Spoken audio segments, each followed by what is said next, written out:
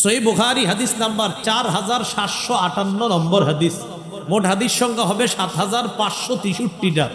এই হাদিসের মধ্যে আম্মাজান আয়েশা সিদ্দিকা রাদিয়াল্লাহু তাআলা আনহা বলেন, ইয়ারহামুল্লাহু নিসাআল মুহাজিরাতিল উওয়াল লাম্মা আনজালাল্লাহ ওয়াল ইয়াদরিবনা বিখুমুরিহিন্না আলা জুয়ুবিহিন্না শাক্কাকনা মুরুতাহুন্না ফাখতামারনা বিহা।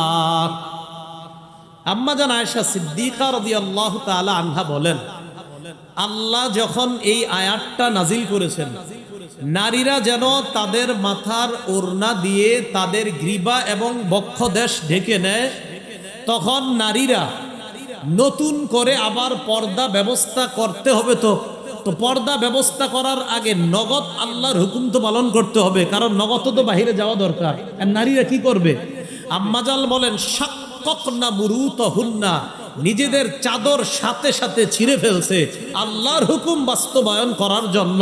ফাখতামারনা বিহা, এই ছেঁড়া অংশ দিয়ে মুখ ঢাইকা আল্লাহর হুকুম পালন করার জন্য নগদ মুখ ঢাইকা এরপরে রাস্তায় বের হইছে। এটা হলো ওয়ালিয়াদরিবনা বিখুমুরিহিন্না আলা জুয়ুবিহিন্না। এরপরে আল্লাহ কি বলে দেখেন, ওয়ালা ইয়াদরিবনা বিআরজুলিহিন্না লিউলামা মা ইউখফিনা মিন জিনাতিহিন্না, নারীরা যেন তাদের পা সজোরে নিক্ষেপ না করে, যেন তাদের গোপন সৌন্দর্য প্রকাশ পায়। কেউ হাসবেন না আল্লাহর হস্তে, যেন নারীদের কোনো গোপন সৌন্দর্য প্রকাশ না পায়, এজন্য তারা সজোরে পা নিক্ষেপ করবে না। এখন আপনারা যারা স্বামী আছেন, এখানে যারা ভাই আছেন, আপনি যখন আপনার বোনকে নিয়ে, স্বামীরা যখন তাদের স্ত্রীদেরকে নিয়ে বের হন, আপনারা এটা ভুল করেন মাঝে মাঝে। একটু হাইটে গিয়ে রিক্সা উঠবে বা বাসে উঠবে, দৌড় দে, তখন স্ত্রীও পিছনে পিছনে দ্রুত হাঁটে না।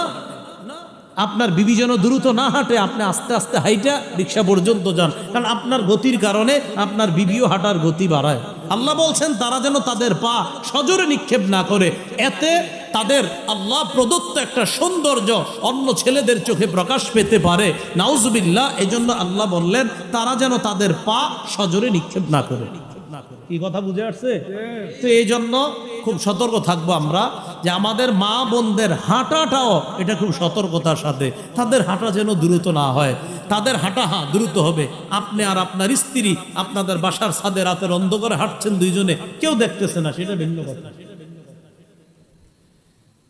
এবার দেখেন, এই আয়াত থেকেও জানলাম মুখ ঢাকা লাগবে 31 নম্বর আয়াত থেকে। এবার আমরা কয়েকটা হাদিস শুনি মন দিয়ে। সহিহ বুখারীর বর্ণনা 4213 নম্বর হাদিস। আশা করি হাদিসটা মন দিয়ে যদি শোনেন সহজে বুঝে আসবে চেহারা ঢাকতে হবে কিনা, কিন্তু শুনতে হবে পুরাটা। নবীজি বিয়ে করছে সফিয়া রাদিয়াল্লাহু তাআলা আনহাকে।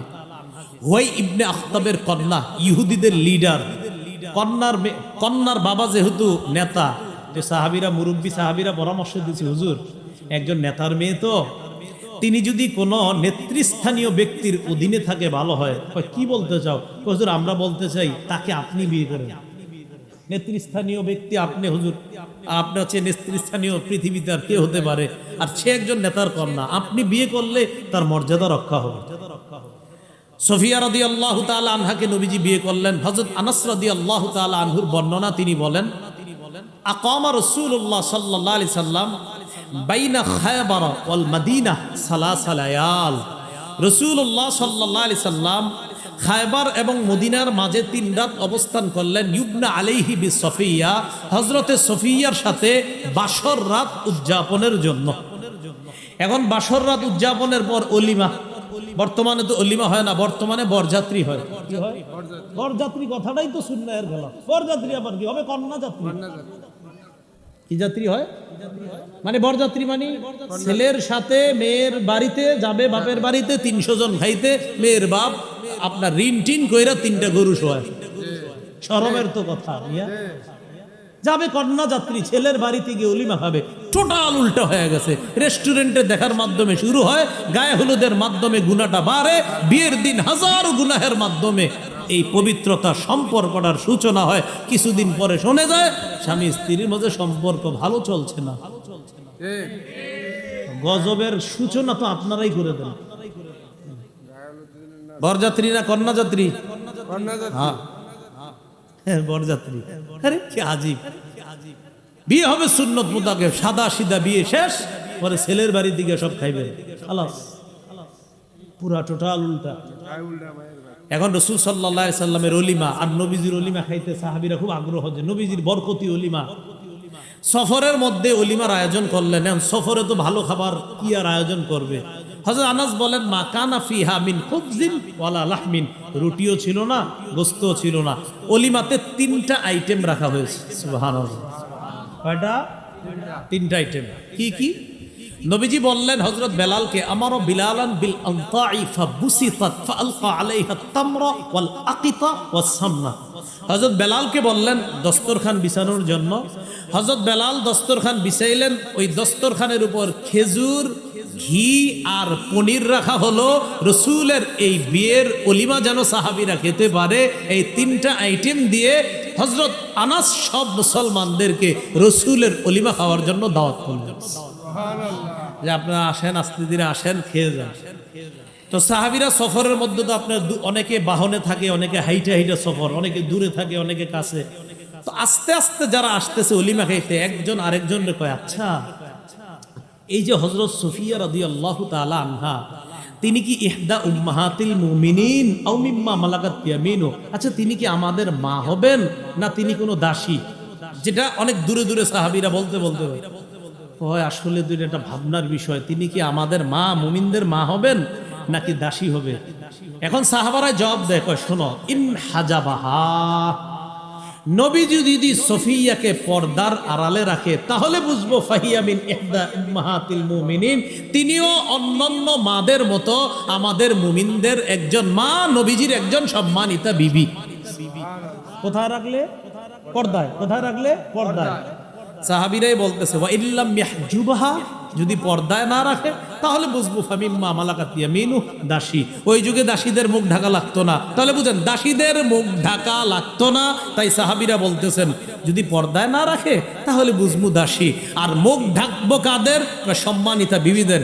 যদি নবীজি তাকে পর্দার আড়ালে রাখে তাহলে বুঝবো মুমিনদের, আমাদের নতুন মা, নবীজির সম্মানিতা বিবি তিনি। এখান থেকে আপনারা কি বুঝতেছেন? নবীজি তার বিবিরে পর্দার ভিতরে শুধু শরীরটা রাখবে আর চেহারাটা খোলা। এবার নবীজি মদিনায় রওনা করলেন, ফালাম্মার তাহালা, মদিনায় রওনা করলেন, ওয়াত্তা লাহা খালফা।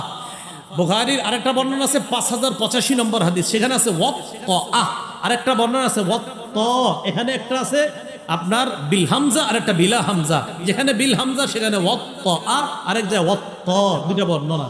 তো এখানে আপনার 4213 নম্বরে আছে ওয়াত্তা লাহা, আর 5085-তে আছে ওয়াত্তা লাহা খালফা। নবীজি সফিয়াকে তার বাহনের পিছনে বসাইলেন, বসানোর পর যেটা বলেন দেখেন, ওয়ামাদ্দাল হিজাব, পর্দা টেনে রাসূল সাল্লাল্লাহু আলাইহি সাল্লাম তার বিবিকে পর্দার আড়ালে বসিয়ে মদিনায় রওনা করলেন। সুবহানাল্লাহ। সাহাবীরা বুঝলেন তিনি আমাদের মা। সুবহানাল্লাহ। তাহলে কেমনে বুঝলেন? রাসূল তার বিবিরে পর্দার আড়ালে নেওয়ার পর বুঝলেন তিনি আমাদের মা। যদি না নিতেন তাহলে বুঝতাম তিনি দাসী। মুখ ঢাকা লাগবে নি? না, মায়ের মতো তাই লাগবে না।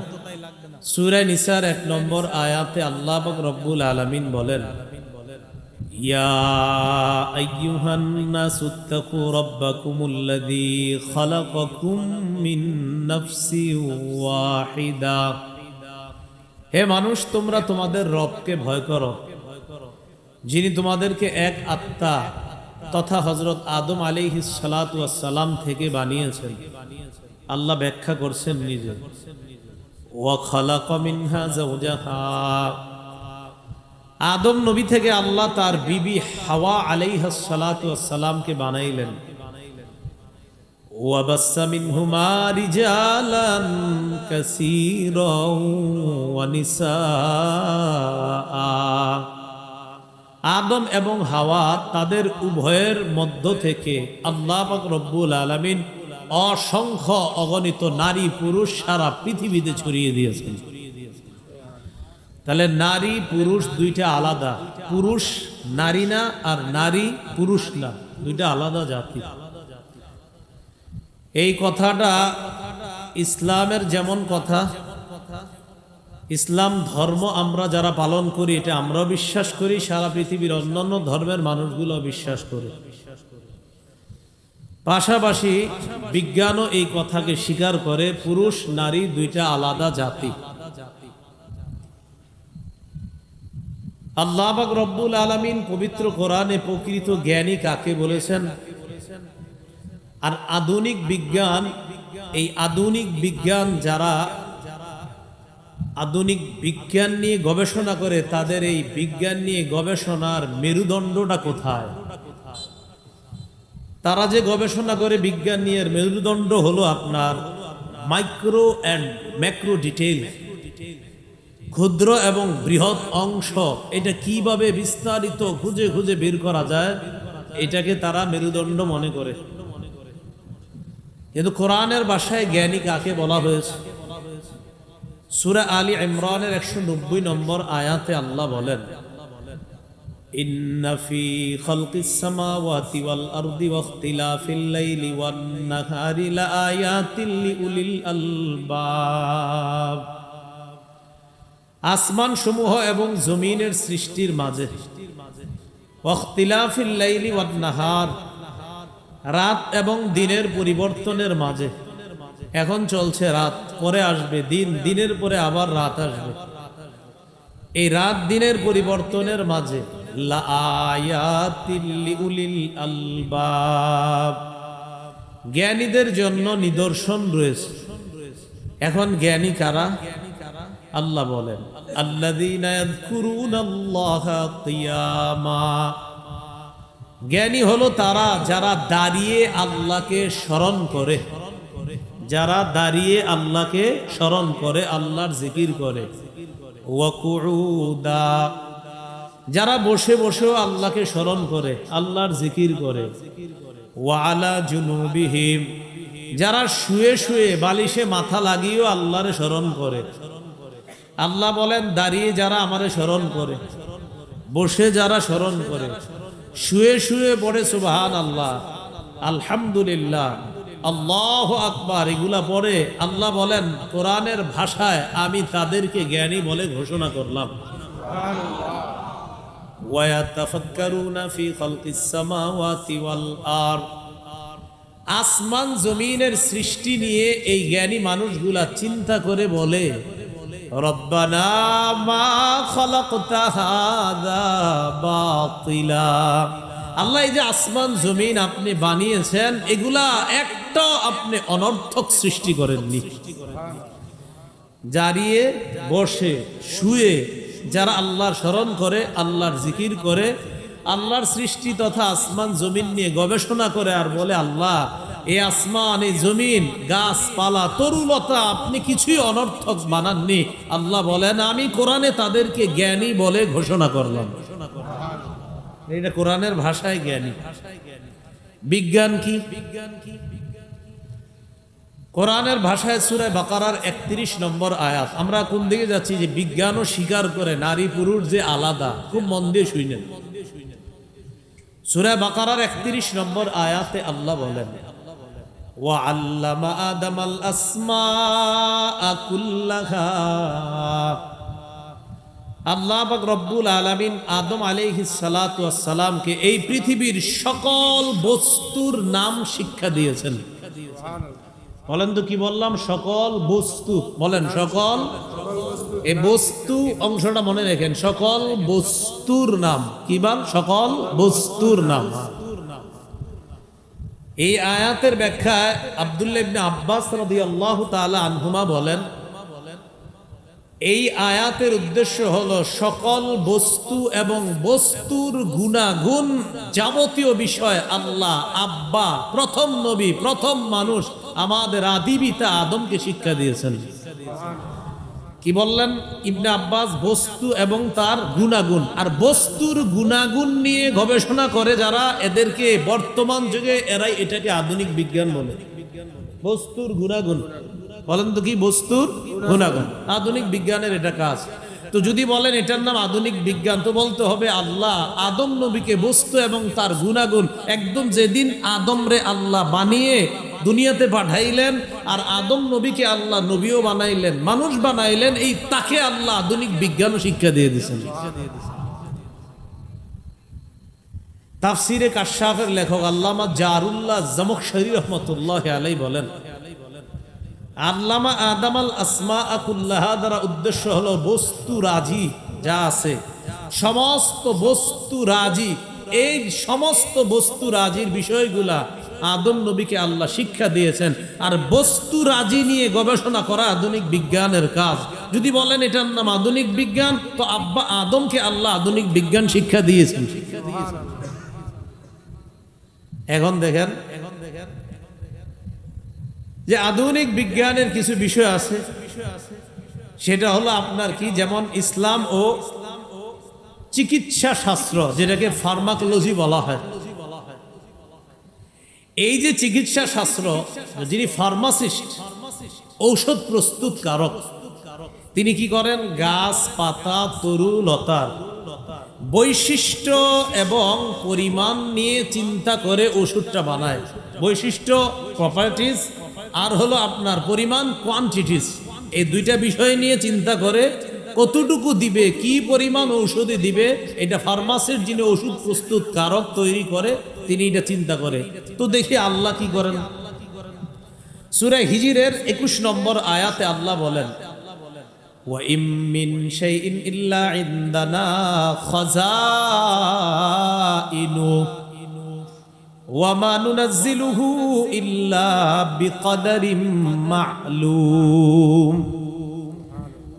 সারা পৃথিবীর সব কিছুর খাজানা আমি আল্লাহর কাছে, গাছপালা তরু লতা, চিকিৎসা বিজ্ঞানে তোমরা যা গবেষণা করে ঔষধ বানাও, কি পরিমাণ আর কি বৈশিষ্ট্য হবে, সব খাজানা আমার কাছে। এই খাজানা থেকে পরিমাণ অনুযায়ী আমি আল্লাহ নাজিল করি। তো চিকিৎসা বিজ্ঞান সেটাও বলেন, বলতে হবে কোরআন থেকে নিছেন। যদি বলেন হুজুর এই যুগে আমরা বানাইছি, না, কোরআন তো আল্লাহ ১৫০০ বছর আগে দিয়েছেন, তো এটা কিভাবে আপনি এখন বলেন? এরপরে আপনি বলবেন টেকনোলজি, প্রযুক্তি। প্রযুক্তি বা টেকনোলজি যেটা আমরা বলি, সেটার মধ্যে আপনার আছে ও টেকনোলজি, কাঠ প্রযুক্তি, ইলেকট্রিক্যাল টেকনোলজি, বৈদ্যুতিক প্রযুক্তি, মেকানিক্যাল টেকনোলজি। আপনার মেকানিকরা যে কাজ টাজ করে এই প্রযুক্তিগুলা, কেন আপনি বলবেন হুজুর প্রযুক্তির কথা আছে কিনা কোরআনে? হ্যাঁ আছে, সূরা হাদীদের ২৫ নম্বর আয়াত।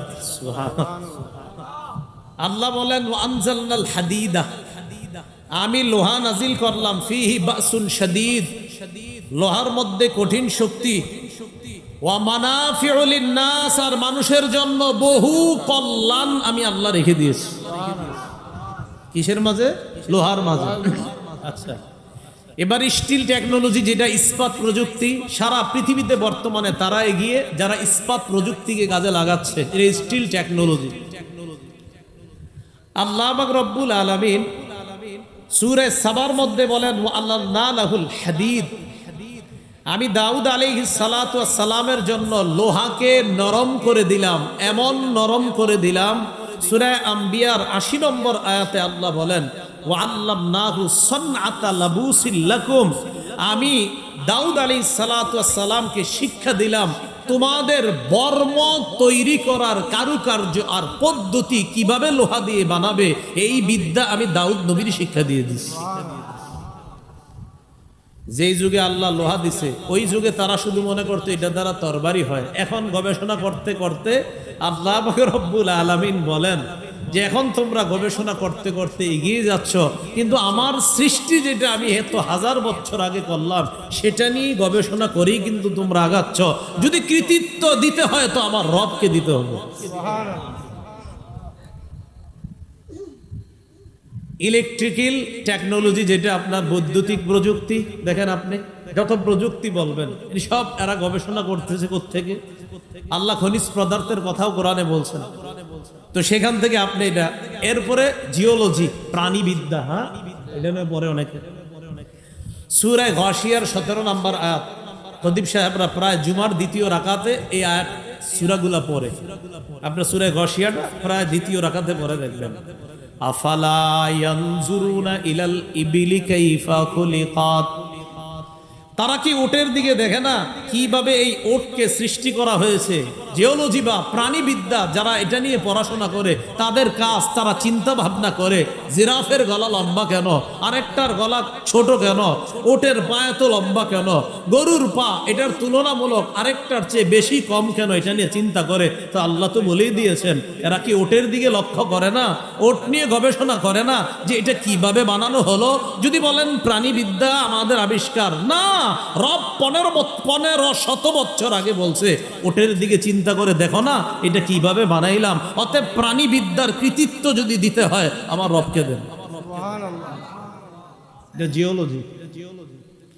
এরপরে আসেন যেটা ছাত্ররা পড়াশোনা করেন আপনারা, কেমিস্ট্রি, ফিজিক্স, এ তো রসায়নবিদ্যা আর পদার্থবিদ্যা। আচ্ছা, রসায়নবিদ্যার কাজ কি? সকল বস্তুর অংশ ও উপাদানের কার্যকারিতা সম্পর্কে জ্ঞান লাভ করা, উপলব্ধি লাভ করা। ফিজিক্সের কাজ কি? কোন বস্তুর কার্যকর শক্তির সুশৃঙ্খল অধ্যয়ন করা, এটা ফিজিক্সে আপনারা এটা করেন। যাই হোক, তো রসায়ন যেটা কেমিস্ট্রির কাজ কারবার, এই রসায়ন বিদ্যা এটা নিয়ে যদি আমরা গবেষণা করেন, এখন ছাত্রদেরকে আপনি পড়াইতেছেন বসে বসে রসায়ন বিদ্যা, কথার কথা। এখন রসায়ন বিদ্যা পড়াচ্ছেন আর সামনে একদল পর্দানিসীন মেয়ে বসা, আর বললেন শোনো আমি তোমাদের বাবার মতো, তোমরা আমার মেয়ের মতো, তোমাদের মুখ ঢাকতে হবে না। আর আমি পড়াচ্ছি কি কথার কথা? রসায়ন বিজ্ঞান। রসায়ন বিজ্ঞান বলছে নারীদের মধ্যে সৃষ্টিগতভাবে আল্লাহ একটা অ্যাসিড দিয়েছে বা অম্ল দিয়েছেন, পুরুষদের মধ্যে আল্লাহ জন্মগতভাবে একটা অ্যালকালি দিয়েছে তাদের মধ্যে। নারীদের এই অ্যাসিডিকের কারণে, অম্লের কারণে তারা টকের প্রতি বেশি আসক্ত হয়। পুরুষদের মধ্যে ওই অ্যালকালি বেশি থাকার কারণে তারা মিষ্টির প্রতি বেশি আসক্ত হয়। রসায়ন বিদ্যা প্রমাণ করে নারীর ওই অ্যাসিড আর পুরুষের অ্যালকালি উভয়ের প্রতি আকর্ষণ সৃষ্টি হয়। এটা রসায়ন বিদ্যায় শিক্ষা দিচ্ছে। আর এটা আপনি নিয়ে বলতেছেন তোমরা আমার মেয়ের মতো, আমি তোমার বাবার মতো। আর বিদ্যা বলছে না, সে তোমার মেয়ে না, তুমি তার বাবা না, তার প্রতি তোমার আকর্ষণ আছে এবং তার অন্তরেও তোমার প্রতি আকর্ষণ হতে পারে। অতএব পর্দা করা ফরজ। আপনি পড়াচ্ছেন রসায়ন বিদ্যা, সেটা আপনাকে বলছে দুইজনের আলাদা আকর্ষণ আছে। তো আপনি আকর্ষণ আছে, এটা তো আপনার বিদ্যা আপনাকে বলে দিচ্ছে। এখন কোরআন বললাম না রসায়ন বিদ্যার কথা, এটা বিদ্যা বলে দিচ্ছে।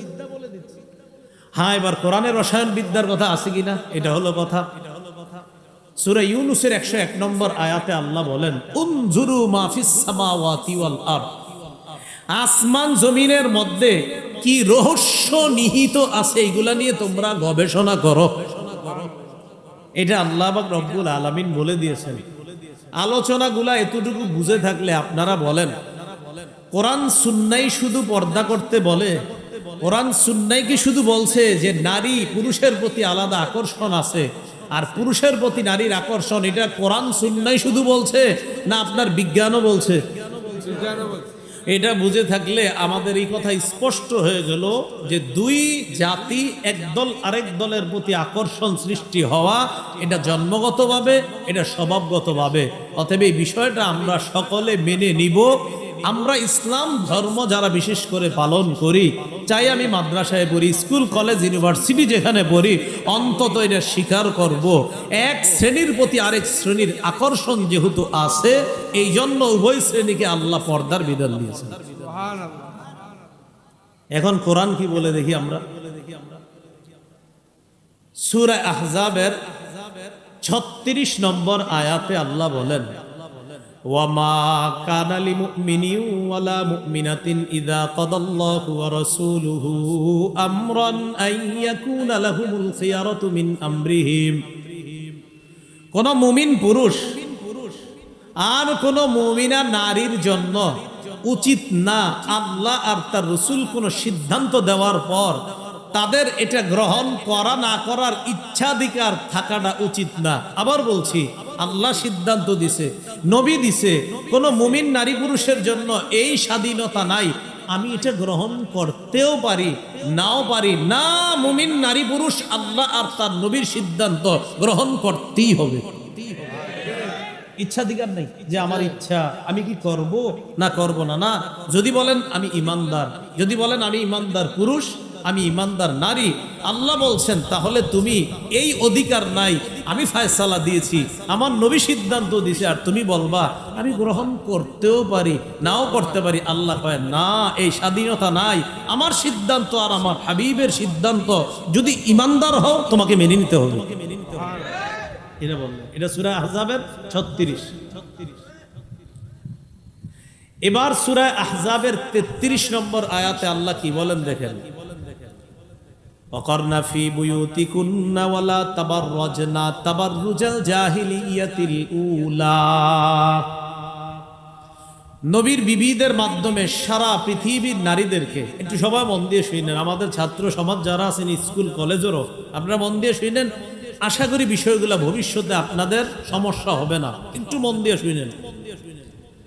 নবীর বিবিদের মাধ্যমে সারা পৃথিবীর নারীদেরকে আল্লাহ বলছেন করনা, অবস্থান করো, ফি বুয়ুতিকুন্না, তোমাদের ঘরে, ওয়ালা তাবাররাজনা তাবাররুজাল জাহিলিয়াতিল উলা, প্রাক জাহিলি যুগের নারীদের মতো তোমরা অশ্লীল ভাবে রাস্তায় বের হবে না। এই সিদ্ধান্তটা আল্লাহর। কার বলেন? আল্লাহ। তাহলে মুমিন নারীদেরকে আল্লাহ একটা সিদ্ধান্ত দিচ্ছেন, তোমরা ঘরে থাকবা, জাহিলি যুগের নারীদের মতো তোমরা রাস্তায় বের হবে না, এটা আল্লাহ সিদ্ধান্ত দিলেন। এখন কথা হলো, আমাদের মা বোনরা তো প্রয়োজনে বাহিরে যাবে, পাসপোর্ট, আইডেন্টি কার্ড, জন্ম নিবন্ধন, উমরা, হজ, এটার জন্য তারা বাহিরে যেতে হবে। তো বাহিরে যাওয়ার সময় আল্লাহ বলছে জাহিলি যুগের মতো যাবে না। হ্যাঁ, তাহলে কিভাবে যাবে? জাহিলি যুগের মতো আল্লাহ বের হইতে নিষেধ করছে।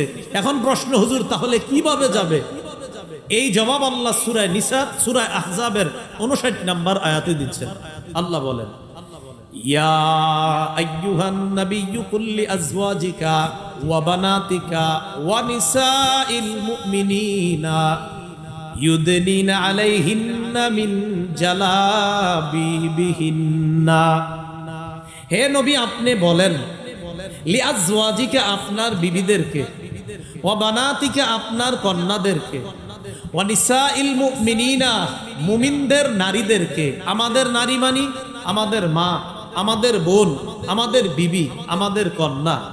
মুমিনদের নারীদেরকে আপনি বলুন, ইউদনিনা, তারা যেন টেনে নেয়, আলাইহিন্না, নিজেদের উপর, মিন জালাবিবিহিন্না, পর্দার কিছু অংশ, চাদরের কিছু অংশ তারা যেন নিজেদের উপর টেনে নেয়। তো আল্লাহ পাক রব্বুল আলামিন বললেন, নবী আপনি বলেন আপনার বিবিদেরকে, আপনার কন্যাদেরকে, মুমিনদের নারীদেরকে, তারা যেন চাদরের কিছু অংশ নিজেদের উপর টেনে নেয়। খুব মন দিয়ে বুঝেন, চাদরের কিছু অংশ নিজেদের উপর টেনে নেয়, এর দ্বারা কি উদ্দেশ্য? আব্দুল্লাহ ইবনে আব্বাস রাদিয়াল্লাহু তাআলা আনহুমা বলেন, আমারাল্লাহু নিসাআল মুমিনিনা ইযা খারাজনা মিন বুয়ুতিহিন্না ফি হাজা আইয়ুগাত্তিনা উজুহাহুন্না মিন ফাওকি রুউসিহিন্না বিল জালাবিব।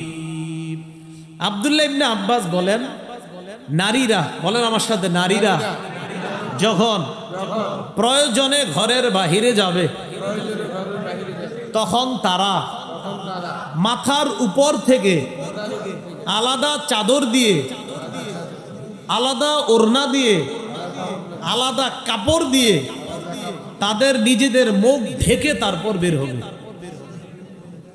আব্দুল্লাহ ইবনে আব্বাস বলেন, আল্লাহ মুমিনদের নারীদেরকে বলেছেন আইয়ুগাত্তিনা, তারা যেন ঢাকে, উজুহাহুন্না, তাদের চেহারা, মিন ফাওকি রুউসিহিন্না, মাথার উপর থেকে, বিল জালাবিব, পর্দা দিয়ে ঢাকে। তো আর কেমনে বুঝবেন মুখ যে ঢাকতে হবে? তাহলে বুঝে থাকলে বলেন, পর্দা কি মুখ সহ না মুখ ছাড়া? মুখ সহ। মুখ সহ। আচ্ছা, এরপরে দেখেন যে হুজুর মুখ সহ পর্দা কইরা বাইর হইলে লাভ কি? আল্লাহ বলেন, হ্যাঁ লাভ আছে। জালিকা আদনা আইয়ুরাফনা, কয় এতে নারীদেরকে চেনা সহজ হবে। দেখেন কিভাবে আমাদের মা বোনরা যখন বোরকা পর্দা পরে রাস্তায় বের হয়, আমরা বুঝি হয়তো কারো খালা হবে, না হয় কারো মা হবে, না হয় কারো বোন হবে, না হয় কারো সম্মানিতা স্ত্রী হবে। আল্লাহ কয় যখন চেনা যাবে সে একজন সম্মানিতা নারী, ফালা ইউযাইনা, তখন তারে আর টিজ করা হবে না, উত্তক্ত করা হবে না। করা হবে না। মানব বন্ধন করছেন যে ইফ টিজিং বন্ধ করুন। ইফ মানে বুঝেন আপনি যে লেখছেন ইফ, শুধু একটু লেখেন, টিজ বন্ধ করুন, ইফটা লেখেন না। ইফটা লেখার একটু বুঝে শুনে লেখেন। আল্লাহ বলছেন নারীদেরকে যখন চেনা যাবে সে একজন সম্মানিতা পবিত্র নারী, পর্দানিশীন নারী, ফালাই উযাইন, তাকে উত্তক্ত করা হবে না। আল্লাহ আমার কথাগুলা বুঝার তৌফিক দান করেন। ইবনি আমি কি বুঝাতে চাই এটা শিক্ষিত সমাজ ভালো করে বুঝবে। একটু ডিকশনারিটা খুইলেন যে ইব মানে কি।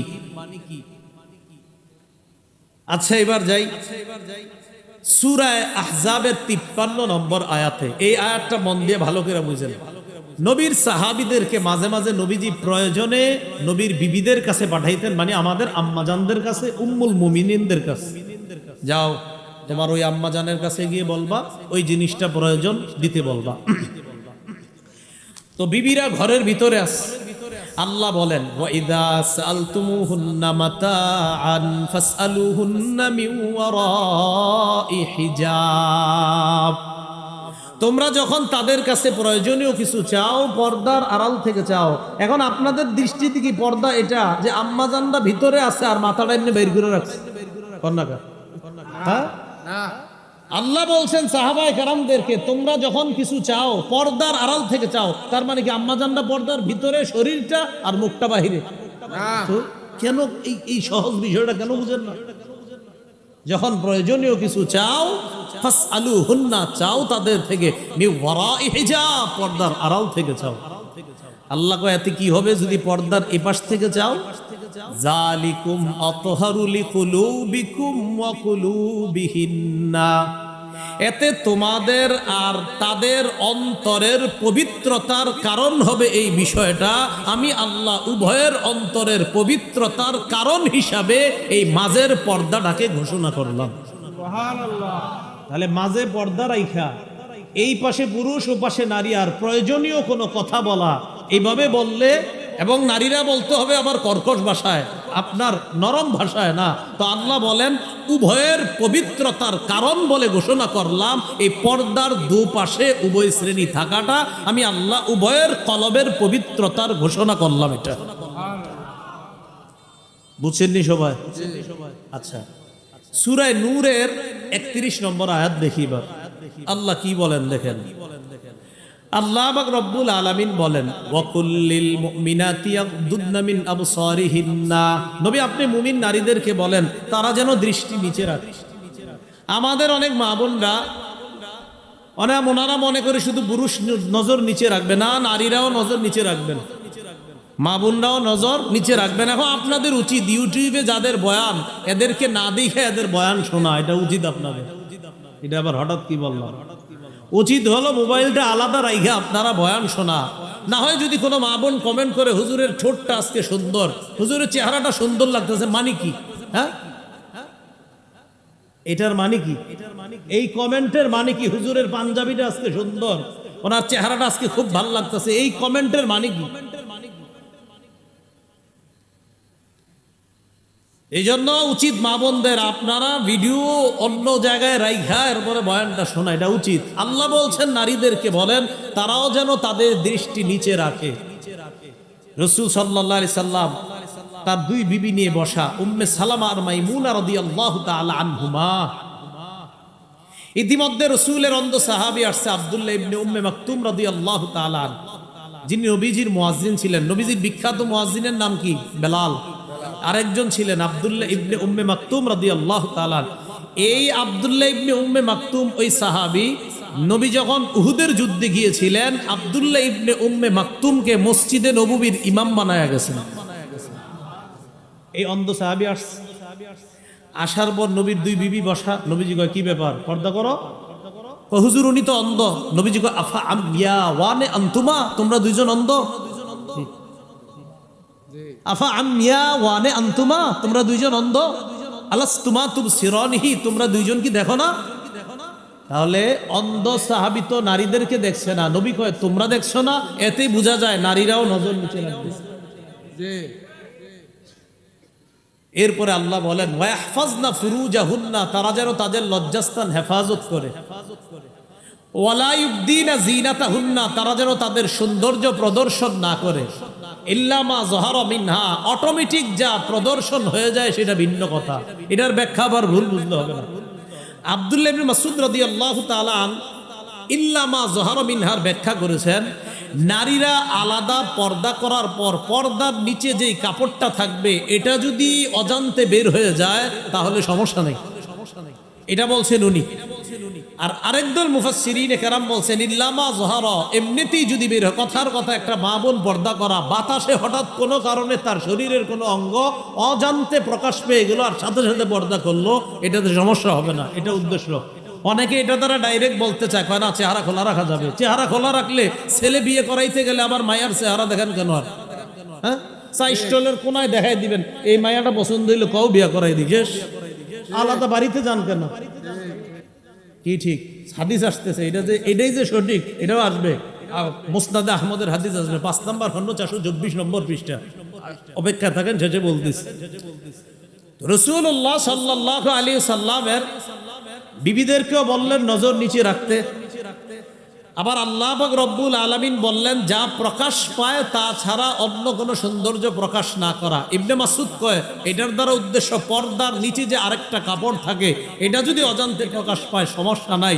আরেকদল মুফাসসিরিনে কেরাম বলেন অজান্তে যদি কোনো অংশ প্রকাশ পেয়ে যায় সাথে সাথে ঢেকে নেয় তাহলে এটা কোনো সমস্যা নাই, এটা উদ্দেশ্য। এরপরে আল্লাহ সূরা নূরের 31 নম্বর আয়াতের আরেক অংশে বলেন ওয়ালিয়াদরিবনা বিখুমুরিহিন্না আলা জুয়ুবিহিন্না, অর্থ তারা যেন মাথার ওড়না দিয়ে তাদের গ্রীবা এবং বক্ষ ঢেকে নেয়। তারা যেন মাথার ওড়না দিয়ে তাদের গ্রীবাদেশ বক্ষদেশ ঢেকে নেয়। এই আয়াতের ব্যাখ্যায় আম্মাজান আয়েশা সিদ্দিকা রাদিয়াল্লাহু তাআলা আনহা কি বলেন দেখেন। আচ্ছা, আম্মাজান আয়েশা সিদ্দিকা তিনি একজন কি নারী, তিনি কি ব্যাখ্যা করেন দেখেন। সহিহ বুখারী হাদিস নাম্বার 4758 নম্বর হাদিস, মোট হাদিস সংখ্যা হবে 7563টা। এই হাদিসের মধ্যে আম্মাজান আয়েশা সিদ্দিকা রাদিয়াল্লাহু তাআলা আনহা বলেন ইয়ারহামুল্লাহু নিসাআল মুহাজিরাতিল উওয়াল লাম্মা আনজালাল্লাহ ওয়ালিয়াদরিবনা বিখুমুরিহিন্না আলা জুয়ুবিহিন্না শাক্কাকনা মুরুতাহুন্না ফাখতামারনা বিহা। আম্মাজান আয়েশা সিদ্দিকা রাদিয়াল্লাহু তাআলা আনহা বলেন আল্লাহ যখন এই আয়াতটা নাজিল করেছেন নারীরা যেন তাদের মাথার ওড়না দিয়ে তাদের গ্রীবা এবং বক্ষদেশ ঢেকে নেয়, তখন নারীরা নতুন করে আবার পর্দা ব্যবস্থা করতে হবে। তো পর্দা ব্যবস্থা করার আগে নগদ আল্লাহর হুকুম তো পালন করতে হবে, কারণ নগদ তো বাহিরে যাওয়া দরকার। আর নারীরা কি করবে? আম্মাজাল বলেন শাক্কাকনা মুরুতাহুন্না, নিজেদের চাদর সাথে সাথে ছিঁড়ে ফেলছে আল্লাহর হুকুম বাস্তবায়ন করার জন্য। ফাখতামারনা বিহা, এই ছেঁড়া অংশ দিয়ে মুখ ঢাইকা আল্লাহর হুকুম পালন করার জন্য নগদ মুখ ঢাইকা এরপরে রাস্তায় বের হইছে। এটা হলো ওয়ালিয়াদরিবনা বিখুমুরিহিন্না আলা জুয়ুবিহিন্না। এরপরে আল্লাহ কি বলে দেখেন ওয়ালা ইয়াদরিবনা বিআরজুলিহিন্না লিউলামা মা ইউখফিনা মিন জিনাতিহিন্না, নারীরা যেন তাদের পা সজোরে নিক্ষেপ না করে, যেন তাদের গোপন সৌন্দর্য প্রকাশ পায়। কেউ হাসবেন না আল্লাহর হস্তে, যেন নারীদের কোনো গোপন সৌন্দর্য প্রকাশ না পায়, এজন্য তারা সজোরে পা নিক্ষেপ করবে না। এখন আপনারা যারা স্বামী আছেন, এখানে যারা ভাই আছেন, আপনি যখন আপনার বোনকে নিয়ে, স্বামীরা যখন তাদের স্ত্রীদেরকে নিয়ে বের হন, আপনারা এটা ভুল করেন না। একটু হাইটে গিয়ে রিক্সায় উঠবে বা বাসে উঠবে, দৌড় দেয়, তখন স্ত্রীও পিছনে পিছনে দ্রুত হাঁটে না। আপনার বিবি যেন দ্রুত না হাঁটে, আপনি আস্তে আস্তে হাইটা রিক্সা পর্যন্ত যান, কারণ আপনার গতির কারণে আপনার বিবিও হাঁটার গতি বাড়ায়। আল্লাহ বলছেন তারা যেন তাদের পা সজোরে নিক্ষেপ না করে, এতে তাদের আল্লাহ প্রদত্ত একটা সৌন্দর্য অন্য ছেলেদের চোখে প্রকাশ পেতে পারে। নাউজুবিল্লাহ। এজন্য আল্লাহ বললেন তারা যেন তাদের পা সজোরে নিক্ষেপ না করে। কি কথা বুঝে আসছে? তো এই জন্য খুব সতর্ক থাকবো আমরা যে আমাদের মা বোনদের হাঁটাটাও এটা খুব সতর্কতার সাথে, তাদের হাঁটা যেন দ্রুত না হয়। তাদের হাঁটা দ্রুত হবে। আপনি আর আপনার স্ত্রী আপনাদের বাসার ছাদে রাতের অন্ধকারে হাঁটছেন দুইজনে, কেউ দেখতেছে না, সেটা ভিন্ন কথা। এবার দেখেন এই আয়াত থেকেও জানলাম মুখ ঢাকা লাগবে 31 নম্বর আয়াত থেকে। এবার আমরা কয়েকটা হাদিস শুনি মন দিয়ে। সহিহ বুখারীর বর্ণনা 4213 নম্বর হাদিস। আশা করি হাদিসটা মন দিয়ে যদি শোনেন সহজে বুঝে আসবে চেহারা ঢাকতে হবে কিনা, কিন্তু শুনতে হবে পুরাটা। নবীজি বিয়ে করছে সফিয়া রাদিয়াল্লাহু তাআলা আনহাকে। হুয়াই ইবনে আখতাবের কন্যা, ইহুদিদের লিডার। কন্যার বাবা যেহেতু নেতা, তো সাহাবীরা, মুরব্বী সাহাবীরা পরামর্শ দিয়েছে, হুজুর একজন নেতার মেয়ে তো, তিনি যদি কোনো নেতৃস্থানীয় ব্যক্তির অধীনে থাকে ভালো হয়। কি বলতে চাও? হুজুর আমরা বলতে চাই তাকে আপনি বিয়ে করেন। নেতৃস্থানীয় ব্যক্তি আপনি হুজুর, আপনার চেয়ে নেতৃস্থানীয় পৃথিবীতে আর কে হতে পারে, আর সে একজন নেতার কন্যা, আপনি বিয়ে করলে তার মর্যাদা রক্ষা হবে। সফিয়া রাদিয়াল্লাহু তাআলা আনহাকে নবীজি বিয়ে করলেন। হযরত আনাস রাদিয়াল্লাহু তাআলা আনহুর বর্ণনা, তিনি বলেন আকামা রাসূলুল্লাহ সাল্লাল্লাহু আলাইহি সাল্লাম বাইনা খায়বার ওয়াল মাদিনা সালাসা লায়াল।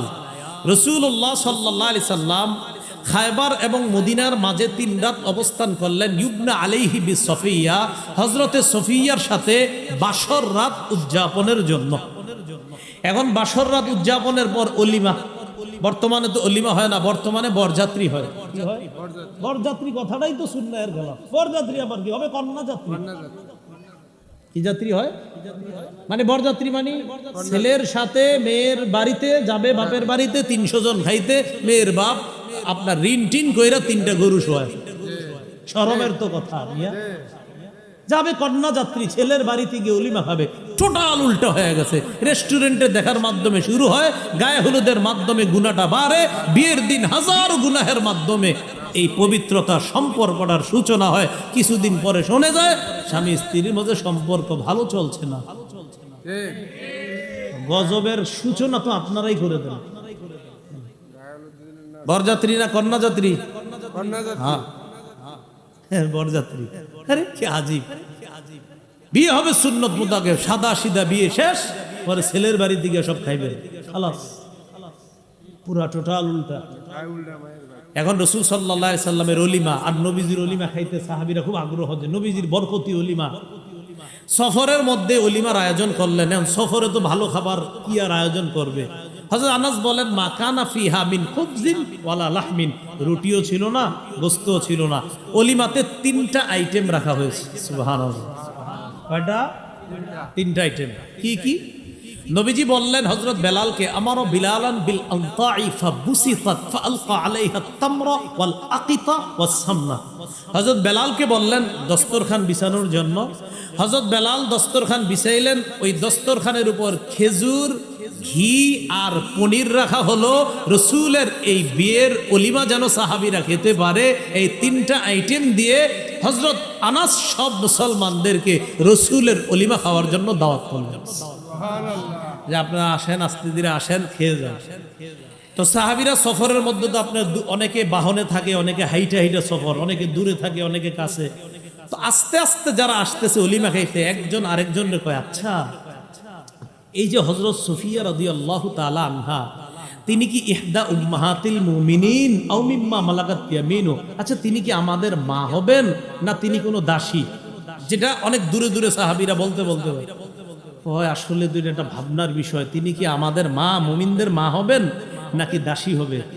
এখন সাহাবারা জবাব দেয়, কয় শোনো, ইন হাজাবাহা, নবী যদি সফিয়াকে পর্দার আড়ালে রাখে তাহলে বুঝবো ফাহিয়া মিন ইহদা উম্মাহাতিল মুমিনিন, তিনিও অন্যান্য মাদের মতো আমাদের মুমিনদের একজন মা, নবীজির একজন সম্মানিতা বিবি।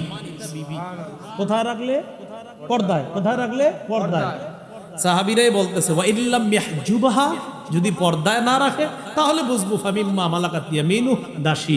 ওই যুগে দাসীদের মুখ ঢাকা লাগতো না, তাহলে বুঝেন দাসীদের মুখ ঢাকা লাগতো না, তাই সাহাবীরা বলতেছেন যদি পর্দায় না রাখে তাহলে বুঝবো দাসী। আর মুখ ঢাকবো কাদের? সম্মানিতা বিবিদের। যদি নবীজি তাকে পর্দার আড়ালে রাখে তাহলে বুঝবো মুমিনদের, আমাদের নতুন মা নবীজির সম্মানিতা বিবি তিনি।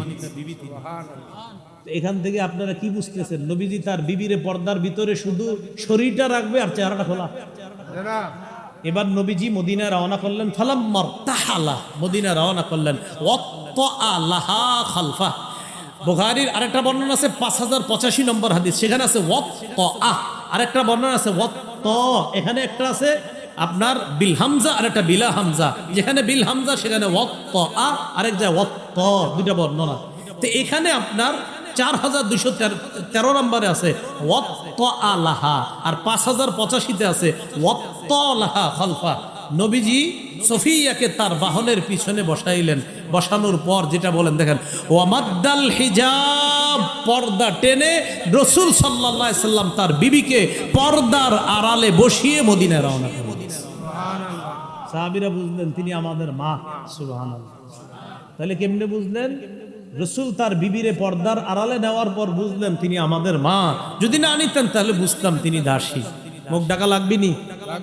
না, মায়ের মতো তাই লাগবে না। আচ্ছা, এবার আরেকটা হাদিস শুনেন। রাসূল সাল্লাল্লাহু আলাইহি সাল্লাম ইন্তেকাল করেছেন, খুব মন দিয়ে। আলেম ছাড়া অন্যদের মধ্যে কেউ বলেন তো রাসূল কোন বিবির ঘরে ইন্তেকাল করছে? আলেম ছাড়া অন্য কেউ? মাশাআল্লাহ। আগে কে কইছে? মাশাআল্লাহ।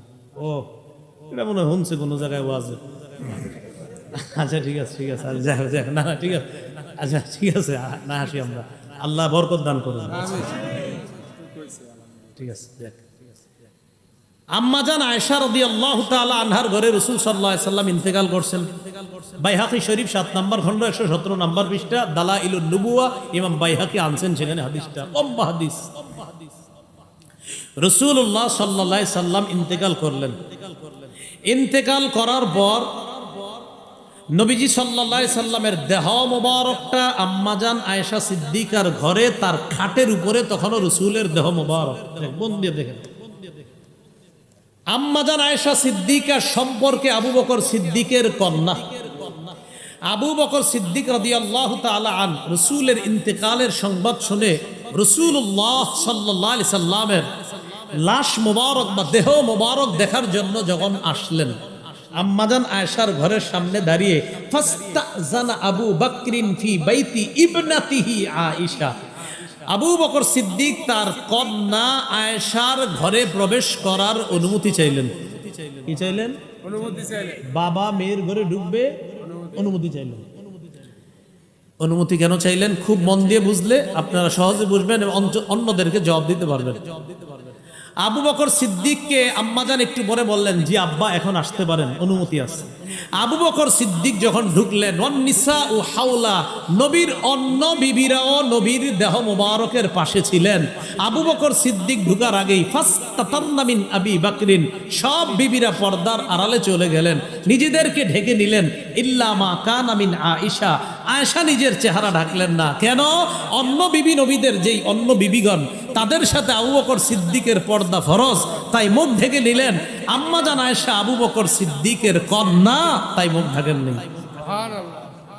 এই মুখ পর্দা নি? আরে মুখ পর্দা নি। তো নবীর বিবিগণ উম্মতের কি হয়? মা। তো আবু বকর সিদ্দিক রাদিয়াল্লাহু তাআলা আনহুর মারা কেন পর্দা করলেন? বুঝলেন? আবু বকর সিদ্দিক রাদিয়াল্লাহু তাআলা মারা পর্দা করলেন না? আরে ওয়াজওয়াজুহু উম্মাহাতুহুম, তাহলে ওয়াজওয়াজুহু উম্মাহাতু, তাহলে নবীজির বিবিগণ আমাদের মা, আবু বকর সিদ্দিকেরও মা। তো আবু বকর সিদ্দিক রাদিয়াল্লাহু তাআলা আনহুর মাগণ তার থেকে পর্দা করলেন নবীর বিবি আয়েশা ছাড়া।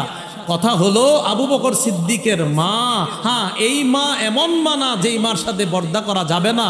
এই জন্য মনে রাখবেন যে আমি শিক্ষক তোমার বাবার মতো, ওমকে তোমার ভাইয়ের মতো, ওমকে তোমার উকিল বাবার মতো, ওমকে তোমার ধর্ম বাবার মতো। হ্যাঁ, উকিল বাপ উকিল, ধর্ম বাপ ধর্ম, আধ্যাত্মিক পিতা আধ্যাত্মিক, আপন বাপ, আপন অন্য বাপ, সব পর্দা ফরজ। অন্য বাপের কাছে কি ফরজ? পর্দা ফরজ। কি কয়? আমি তোমার আব্বার মতো পর্দা ফরজ। না না, এইভাবে না বলো। বুঝবে, ইনশাল্লাহ বুঝবে, দেখবেন বুঝে ফিরে আসবে, আশা করি। এখন আবু বকর সিদ্দিক রাদিয়াল্লাহু তাআলা আনহুর সাথে পর্দা করলেন সব বিবিগণ, আম্মাজান আয়েশা ছাড়া। সহজ বিষয়, আম্মাজান আয়েশা কন্যা, তাই পর্দা করেননি। অন্যরা নবীর বিবি, তাই পর্দা করেছেন। সহজ বিষয়। এবার বুখারীর আরেকটা বর্ণনা শোনেন, 4141 নম্বর হাদিস। সংখ্যাটা সহজে মনে রাখতে পারবেন, 4141 কত হয়? 4141। দেখেন এরকমই হয়, 4141, 4141। মোট হাদিস সংখ্যা হবে 7563 ফাতুল বারি অনুযায়ী। এই হাদিসের মধ্যে আসছে আম্মাজান আয়েশা সিদ্দিকা রাদিয়াল্লাহু তাআলা আনহার বর্ণনা, লম্বা হাদিস। আম্মা জানের ব্যাপারে মুনাফিকরা একটা মিথ্যা অপবাদ দিছিল, বলেন নাউজুবিল্লাহ, যে ব্যাপারে আল্লাহ কোরআনে 10টা আয়াত নাজিল করছেন।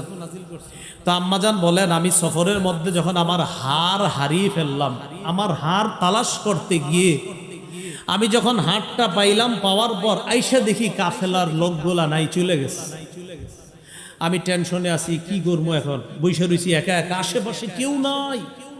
আমি চিন্তা করলাম, আমারে যখন নবীজি খুঁজা না পাবে তখন কাউরে পাঠাবে আমারে নেওয়ার জন্য। ইতিমধ্যে নবীর এক সাহাবী নাম সফওয়ান ইবনুল মুআত্তাল রাদিয়াল্লাহু তাআলা, তিনি ছিলেন ওই সফর থেকে আরো দূরে, কাফেলা থেকে। তো তিনি আস্তে আস্তে বাহন নিয়ে কাফেলারে ধরা তার কাছে ব্যাপার না, এই জন্য আস্তে আস্তে দেরি করে রওনা করছেন। তো দেখেন আম্মাজান এই জায়গায় আছে, কথার কথা। তো সফওয়ান আরো পিছন থেকে আস্তে আস্তে যখন এই দিক দিয়ে যাবে, হঠাৎ তাকায় দেখে একজন মানুষের মতো ছায়া দেখা যায়।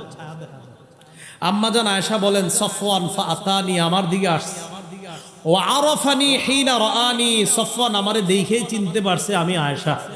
প্রশ্ন, হুজুর আয়েশারে কেমনে চিনলো সফওয়ান? আম্মাজান আয়েশা কি পর্দা করে নাই? কথার কথা। আম্মাজানও জানে যে কিছু মানুষ যে প্রশ্ন উঠাইবেন আপনারা, এটা আম্মাজান জানতেন, তাই সাথে সাথে জবাবও দিছে, শোনো, ওয়াকাদ কানা ইয়ারানি ক্বাবলা আইয়ুদরাবা আলাইয়াল হিজাব।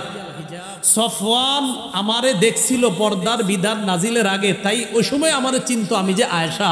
আজকে দেখা চিনছে কেমনে? তোমরা মনে করো না যে পর্দার বিধান নাজিলের পরে সফওয়ান আমারে দেখছে, এমন না। পর্দার বিধান নাজিলের আগে দেখে আমারে চিনতো আমি যে আয়েশা, তাই আজকে দেখেই চিনতে পারছে আমি আয়েশা। আর আমি আয়েশা কি করছি জানো? যেই মাত্র সফওয়ান পড়ছে ইন্না লিল্লাহি ওয়া ইন্না ইলাইহি রাজিউন, আমি জাগ্রত হয়ে যখন সফওয়ানকে দেখলাম, খুব দেখেন কি কয় আম্মাজান, খাম্মারতু, একটু সবাই শিখেন না, বলেন খাম্মারতু ওয়াজহি বিল জিলবাব, বলেন খাম্মারতু ওয়াজহি বিল জিলবাব, বলেন আমার সাথে, আমি আমার চেহারা চাদর দ্বারা, ওড়না দ্বারা, পর্দা দ্বারা সাথে সাথে ঢেকে ফেললাম। চেহারা ডাকছে কেন? আম্মাজান আয়েশা না মা? চেহারা ডাকছে কেন? হ্যাঁ, তাহলে কি বোঝা যায়? চেহারা সহ পর্দা না ছাড়া? চেহারা সহ। খাম্মারতু ওয়াজহি বিল জিলবাব, মনে রাখবেন খালি, খাম্মারতু ওয়াজহি বিল জিলবাব, আমি সাথে সাথে আমার চেহারা পর্দা দ্বারা ঢেকে ফেললাম, কারণ চেহারাও পর্দার। আরে চেহারা পর্দা না করলে তো পর্দাটা করবে কি, সেটা বলেন। আচ্ছা, এবার আরেকটা হাদিস শুনেন, মুসনাদে আহমদ 1784 নম্বর হাদিস। আব্বাস রাদিয়াল্লাহু তাআলা আনহুর বর্ণনা, তিনি বলেন, দাখালতু আলা রাসূলিল্লাহি সাল্লাল্লাহু আলাইহি ওয়াসাল্লাম ওয়া ইনদাহু নিসাউহু ফাস্তাতারনা মিন্নি ইল্লা মাইমুনা। আব্বাস রাদিয়াল্লাহু তাআলা আনহু বলেন, আমি আল্লাহর রাসূলের কাছে গেলাম, আমার ভাতিজা মুহাম্মদ সাল্লাল্লাহু আলাইহি সাল্লামের কাছে গেলাম। যাওয়ার পর তখন আমার ভাতিজার সামনে তার সব বিবিরা ছিল। যেই মাত্র আমি গেলাম, যাওয়ার পর ফাস্তাতারনা মিন্নি, সবাই আমার থেকে পর্দা করলো, ইল্লা মাইমুনা, তার বিবি মাইমুনা পর্দা করে নাই। কেন? মাইমুনা আমার দুধ সম্পর্ক হয়, এই জন্য আমার সাথে পর্দা করে নাই। সহজ বিষয়, আমার সাথে মাইমুনার পর্দা লাগে নাই, তাই করে নাই। অন্যদের পর্দা ফরজ ছিল, সবাই পর্দা করে। আচ্ছা, এবার আসেন আবু দাউদ শরীফের 2057 নম্বর হাদিস। আম্মাজান আয়েশা সিদ্দিকা কি বলে, মজার হাদিস, দেখেন কি বলে, দাখালা আলাইয়া আফলাহ ইবনু আবিল কুআইস। আমার কাছে আফলাহ নামে এক ব্যক্তি আসছে। আম্মাজান আয়েশা বলেন, আমার ঘরে অপরিচিত একজন মানুষ ঢুকার সাথে সাথে ফাস্তাতারতু মিনহু, আমি সাথে সাথে পর্দার আড়ালে চলে গেলাম, নিজেরে পর্দার ভিতর নিলাম। পর্দার উপাস থেকে ওই আফলাহ বলে, আতাস্তাতিরিনা মিন্নি ওয়া আনা আম্মুক, আয়েশা তুমি আমার থেকে পর্দা করছো কেন? আমি তো তোমার চাচা, আমি তোমার চাচা, তুমি আমার সাথে পর্দা করো কেন? আম্মাজান আয়েশা ভিতর থেকে বললেন, মিন আইনা, আপনি আবার কেমনে চাচা হন আমার? আমি তো কোনোদিন দেখিনি আপনার। আফলাহ জবাব দিলেন, আরো দাআতকি ইমরাআতু আখি, আমার ভাইয়ের বিবি তোমাকে দুধ পান করিয়েছে, সেই হিসাবে আমার ভাবি তোমার দুধ মা, আমার ভাই তোমার দুধ বাবা, আমি তোমার দুধ চাচা। আল্লাহ জানে, বুঝছেন? আমার ভাইয়ের বউ তোমারে দুধ পান করাইছে, সেই হিসাবে আমার ভাইয়ের বিবি তোমার দুধ মা, ভাই দুধ বাবা, আমি দুধ চাচা। আম্মাজান আয়েশা একটা জবাব দিয়েছে, তিনি তখনও মাসালাটা জানতেন না, এই জন্য জবাব দিয়েছে কি, কইন্নামা আরদাআতনিল মারআ ওয়া লাম ইরদি'নির রাজুল, আমারে দুধ খাওয়াইছে মহিলা, পুরুষ তো না। আম্মাজান এটা বললেন। ফাদাখালা আলাইয়া রাসূলুল্লাহ সাল্লাল্লাহু আলাইহি সাল্লাম, ইতিমধ্যে রাসূল সাল্লাল্লাহু আলাইহি সাল্লাম ঘরে আসছে। আসার পরে ফাহাদ্দাসতুহু, আমি নবীজির পুরো বিষয়টা বললাম, হুজুর এক লোক আয়েশা কয় নাকি আমার চাচা, আমি পর্দা করব না সাথে? তখন নবীজি বলে, আয়েশা ইন্নাহু আম্মুকি, হ্যাঁ আসলেই তোমার চাচা, ফাল্লালি জালে কি, সে তোমার দুধ চাচা হয়, এটা কোনো সমস্যা না আয়েশা, আসলে সে তোমার চাচা। তো আম্মাজান বলছেন, ও আচ্ছা, মা ইয়াহরুমু মিনান নাসাব ইয়াহরুমু মিনার রিদা মা ইয়াহরুমু মিনান নাসাব, আপনার বংশীয় কারণে যাদের সাথে আপনার পর্দা করা লাগে না, দুধের সম্পর্কের কারণেও তাদের সাথে পর্দা করা লাগে না। তো নবীজি বললেন, হ্যাঁ আয়েশা, সে তোমার চাচা। এই হাদিস বলা পুরাটা উদ্দেশ্য না, আমার উদ্দেশ্য শুধু এটা, অপরিচিত লোকটা দেখা আম্মাজান পর্দার আড়ালে কেন গেলেন? ফরজ নেই তো আম্মাজান পর্দার আড়ালে গিয়ে মুখটা বাইরে রাখছে নাকি পুরাটা পুরা শরীর ভিতরে? হ্যাঁ, পর্দা কি মুখ সাহা না মুখ সহ? মুখ সহ। আল্লাহ জানে বুঝছে কিনা, আলেম ছাড়া অন্যরা বুঝছেননি, আল্লাহ বুঝার তৌফিক দান করেন। এবার মুসনাদে আহমদের একটা হাদিস শুনি আমরা, 5 নম্বর খণ্ড 424 নম্বর পৃষ্ঠা। রাসূলুল্লাহ সাল্লাল্লাহু আলাইহি সাল্লাম বলেন, তোমরা যখন কোন নারীকে বিয়ের প্রস্তাব দাও, ওই যে সেই কথাটা, ইদা খাতাবা আহাদুকুম ইমরাআতান ফালা জুনাহা আলাইহি আইয়ানজুরা ইলাইহা, তোমাদের কেউ যখন কোনো মেয়েকে বিয়ের প্রস্তাব দেয়, ওই ছেলের জন্য এই মেয়েটাকে দেখা কোনো গুনাহ না। আবার বলছি, তোমাদের কেউ যখন কোনো মেয়েকে বিয়ের প্রস্তাব দেয়, তখন এই মেয়েটাকে দেখা ছেলেটার জন্য গুনাহ না। আবার বলছি, বিয়ের প্রস্তাব দিলে দেখা গুনাহ না, তাহলে বিয়ের প্রস্তাব ছাড়া দেখা গুনাহ।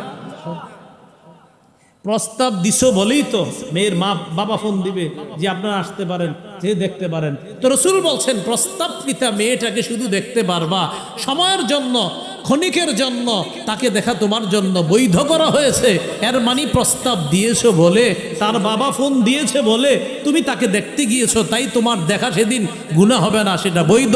তো বলেন, প্রস্তাব ছাড়া এমনি এখানে সেখানে চিপায় চুপায় দেখা গুনাহ।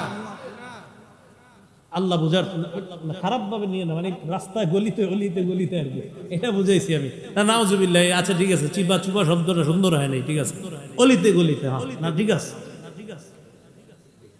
এখন আরেকটা হাদিস শুনি আমরা, সহিহ বুখারীর বর্ণনা, 4328 নম্বর হাদিস। এই হাদিসটাও মন দিয়ে শুনবেন, হাদিসের সামান্য অংশে আমাদের মূল দলিল আসবে, কিন্তু হাদিসটা বড় চমৎকার, মন দিয়ে শুনবেন। আমার নবীর সব কথাই চমৎকার। এই হাদিসের মধ্যে আসছে আবু মুসা রাদিয়াল্লাহু তাআলা আনহুর বর্ণনা। তিনি বলেন, কুনতু ইনদান নবী সাল্লাল্লাহু আলাইহি সাল্লাম বিল জিআরানা, একটা স্থান আছে, জায়গার নাম জিআরানা, এই জায়গায় ছিলাম নবীর সাথে। ওয়া মাহু বেলাল, নবীজির সাথে হযরত বেলালও ছিলেন। তো রাসূলুল্লাহ সাল্লাল্লাহু আলাইহি সাল্লামের কাছে এক গ্রাম্য ব্যক্তি আসছে। আতান নবী সাল্লাল্লাহু আলাইহি সাল্লাম আরাবিয়্যুন, এক গ্রাম্য ব্যক্তি আসছে। আসার পর নবীজি সাল্লাল্লাহু আলাইহি ওয়াসাল্লামকে বললেন, আলা তুনজিজু লিমা ওয়া'আদতানি, হুজুর আপনি আমারে যে ওয়াদা করেছেন সেটা কি পুরা করবেন না? নবীজি বললেন, আবশির, সুসংবাদ গ্রহণ করো। তো গ্রাম্য ব্যক্তি কয় কদ আকসারতা আলাইয়া মিন আবশির, আপনি খালি সুসংবাদ গ্রহণ করো খুব বেশি বলছেন, সুসংবাদটা কি এটা তো কর না। খালি কয় সুসংবাদ গ্রহণ করো, কিন্তু সুসংবাদটা কি এটা তো বলেন না। তো রাসূল সাল্লাল্লাহু আলাইহি সাল্লাম একটু রাগ হয়ে গেছেন তার এই কথা শুই না। ফাআকবালা আলা আবি মুসা ওয়া বিলালিন কাহাইআতিল গদবান, নবী একটু রাগান্বিত হয়ে হযরত আবু মুসা আর বেলালের দিকে মুখ করে বললেন, এই শোনো বেলাল আর আবু মুসা, রদ্দাল বুশরা, পরে সুসংবাদ দিয়েছিলাম ও প্রত্যাখ্যান করছে, ফাকবালা, তোমরা দুইজন গ্রহণ করো। করে দিছি, ও নেয় নেই, তোমরা দুইজন নাও। সাহাবী দুইজন খুশিতে কয় কি দিবেন সেটা জানা দরকার নাই, কবিল না, গ্রহণ করে নিলাম। ফাদা বিকাদাহিন, একটা পানির পাত্র আনলেন, আনার পর ফাগসালা ইয়াদাইহি ওয়া ওয়াজহা, নবীজি সাল্লাল্লাহু আলাইহি সাল্লাম হাত মোবারক, চেহারা মোবারক ধৌত করলেন, ওয়া মাজ্জা, কুলি করলেন। কুলি করার পর আবু মুসা আর বেলালকে বললেন, ইশরাবা, আমি যে পানি থেকে কুলি করলাম, পানি দিয়ে হাত ধুইলাম, মুখ ধুইলাম, অতিরিক্ত পানি আছে না বেলাল আর আবু মুসা? জি হুজুর আছে। ইশরাবা, তোমরা দুইজনেই পানি পান করো। সুবহানাল্লাহ। আমরা পর্দার বিধানের কথা বলতেছি না, কই পর্দার কথা, মন দিয়ে না শুনলে কিন্তু বুঝবেন না। হ্যাঁ, মন দিয়ে শুনেন। আবু মুসা আর বেলালকে বললেন পানি খাও। ফাআফরিগা আলা ওয়ুজুহিকুমা ওয়া নুহুরিকুমা, এরপর চেহারা আর বুকের মধ্যে পানি ছিটিয়ে দিবা। সুবহানাল্লাহ। স্বপ্নেও যদি এরকম নবীজি ছিটিয়ে দিত আমারে আপনারে, হয়ে যেত। এখন দেখেন আবু মুসা আর বেলাল তাই করলেন যা নবী বললেন। ফানাদাতহু উম্মু সালমা মিন ওয়ারাইস সিত্র, পর্দার আড়াল থেকে হঠাৎ উম্মে সালমা রাদিয়াল্লাহু তাআলা আনহা ডাক দিছে। কোত্থেকে? বলেন কোত্থেকে? ডাক দিয়ে কয়, বেলাল, আবু মুসা, আফজিলা লি উম্মিকুমা, নবীর বরকতটা তোমরা দুইজনই শুধু খায়ও না, তোমাদের এই মায়ের জন্য রেখে দিও। সুবহানাল্লাহ। এটা বলা আমার পুরোটা উদ্দেশ্য না। আমার উদ্দেশ্য হলো সন্তানের মতো দুই সাহাবীকে নবীর বিবি মায়ের মতো আম্মাজান উম্মে সালমা ডাক দিছে পর্দার বাহির থেকে না আড়াল থেকে। চেহারা পর্দা করা লাগবে নি? লাগবে। আর কেমনি বুঝাবো? আচ্ছা, এবার আরেকটা হাদিস শুনেন, আবু দাউদ শরীফের। উম্মে খাল্লাদ রাসূলুল্লাহ সাল্লাল্লাহু আলাইহি সাল্লামের কাছে আসছে। আসার পর নবীজিকে তার সন্তানের ব্যাপারে বলতেছে, হুজুর আমার সন্তান নিহত হয়েছে, তার ব্যাপারে জানতে আসছি। ওয়াহিয়া মুনতাকিবা, তার মুখের মধ্যে নেকাব লাগানো। সাহাবীরা কয়, তুমি এই মুহূর্তেও নেকাব লাগাইছো? তোমার সেন্স ঠিক আছে, মাথা ঠিক আছে? তাসআলিনা আন ইবনিকি ওয়া আনতি মুনতাকিবা, তুমি সন্তানের ব্যাপারে জিজ্ঞাসা করছো, তোমার সন্তান নিহত হয়েছে আর তোমার মুখে নেকাব, এখনো ঠিক আছো তুমি? নারী কি জবাব দেয় দেখেন, কয় সন্তানের উপর বিপদ এসেছে, সন্তান নিহত হয়েছে, আমার লজ্জা, আমার হায়া, আমার অশ্লীলতা এই পরিমাণ হয় নাই, আমি এত পরিমাণ বেহা হই নাই, আমি এত পরিমাণ নির্লজ্জ হই নাই যে আমার সেন্স ঠিক থাকবে না, আমার মুখে নেকাব থাকবে না। বিপদ আসছে সন্তানের উপর, আমার হায়ার উপরে তো কোনো বিপদ আসে নাই। বিপদ সন্তানের উপর আসছে, আমার লজ্জা, আমার হায়ার উপরে তো কোনো বিপদ আসে নাই, আমি চেহারা খুলবো কেন? আর আমাদের এই যুগে সন্তান মারা গেলে আজরাইল আমার ছেলেটারে দেখছে আর কাউরে দেখে নাই। নাউজুবিল্লাহ। হারাম, এটা স্পষ্ট হারাম। আল্লাহ কথাগুলা বোঝার তৌফিক দান করেন। শেষ কথা বলেন, চেহারা ঢাকা লাগবে কিনা? পুরুষ নারীর চেহারার দিকে তাকাইলে আকর্ষণ হতে পারে কিনা? এটা কি কোরআন সুন্নাহ শুধু বলছে না বিজ্ঞানও বলে? আল্লাহ আমাদের সকলকে আজকে যে কথাগুলা বললাম শুনলাম, চেহারা পর্দার অন্তর্ভুক্ত। ও আরেকটা কথা আপনাদেরকে বলি, আপনাদের যাদের বিবি আছে, কন্যা আছে, এখনো যারা চেহারা ঢাকে না, তাদেরকে বলবেন চেহারা ঢাকার চেষ্টা করো, কিন্তু স্বীকার করো যে চেহারা ঢাকতে হবে। এটা বলবারা না ঢাকলে কি হবে, এরকম না বলা, স্বীকার করান। হ্যাঁ, ঢাকা উচিত, আমি এখনো ঢাকতে পারতেছি না, ইনশাল্লাহ ঢাকবো, এই স্বীকার করান। কিন্তু এরকম না বলা, আমি ঢাকবো না, আমার মন চাইছে না। ঢাকতে হবে, পর্দা ফরজ বিধান, মুখ ঢাকা এটা ফরজ বিধান। আল্লাহ আমাদেরকে বুঝার তৌফিক দান করেন। সুবহানাল্লাহি ওয়া বিহামদিহি।